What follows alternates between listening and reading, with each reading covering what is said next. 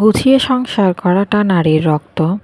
তখন পুরুষ টাকার যোগান দিত, নারী সংসার সাজাতো।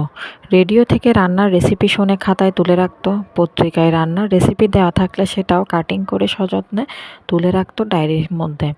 নতুন বা সাবেকি পদ রেঁধে বাড়ির লোকজনকে চমকে দেওয়ার একটা সুপ্ত বাসনা তার মধ্যে থাকতো।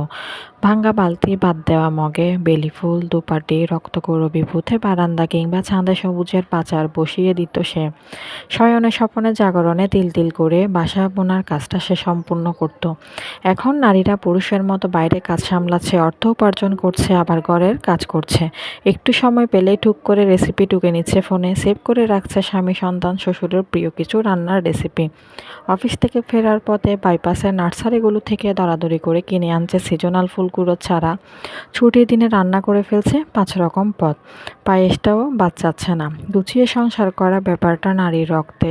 তবে নিজের গোছানো সংসার, রেসিপির খাতা, বেলি ফুলের টব, এমনকি আলমারি আর সদর দরজার চাবি ফেলে রাখা নারী চলে গেছে অন্য কোনো অগোছালো মানুষের জীবনকে গুছিয়ে দিতে। সে উদাহরণও আছে অনেক। আসলে যে বাঁধতে জানে, ভেঙে ফেলাটাও তার কাছে সহজ। এটাই একমাত্র নারীদের জীবন। যে সুন্দর করে সংসার বাঁধতে জানে, সেও আবার সামান্য চিন্তাবোধ না করেও এই সংসারের মায়া ত্যাগ করে ফেলতে পারে।